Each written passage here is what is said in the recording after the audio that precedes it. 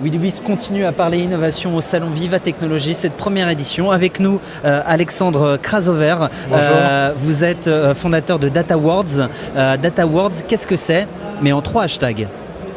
Alors Data Awards, on allie la tech à la culture digitale locale pour permettre à des grands groupes de déployer plus rapidement leur digital à l'international.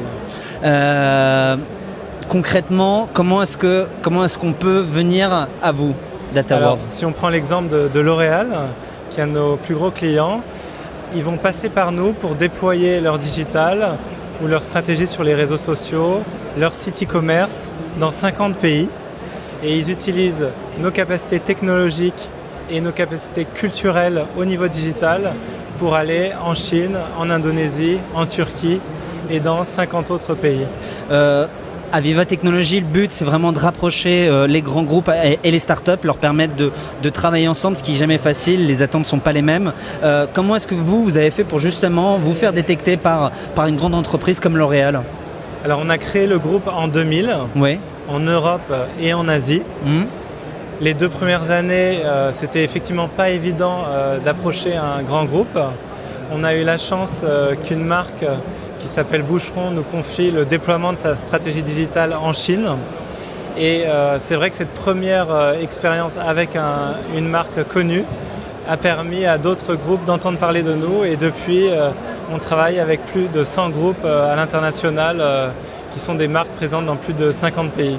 Pour vous, ça a été quoi le déclic au-delà d'une rencontre? Ça a été vraiment de comprendre ce que voulait le grand groupe pour justement faire rentrer votre innovation? Ça a été juste de rencontrer la bonne personne? Ça a été quoi? Alors, on a fait beaucoup de salons. Il y a beaucoup de grands groupes qui n'avaient jamais entendu parler de cet alliage entre la tech et la culture digitale locale. Souvent, on parle de la tech d'un côté et on n'allie pas forcément les deux. Il faut savoir qu'une tech, une technologie n'est pas forcément adaptée à ce qui se passe en Indonésie, à ce qui se passe au Canada ou à Dubaï. Et donc cet alliage a permis un bouche à oreille dans différents salons. Donc je pense que c'est les salons qui ont été un peu un déclencheur. Je vous pose la question Sage, qui est la question de notre partenaire. J'aimerais savoir en fait quelles sont les qualités principales pour être un entrepreneur.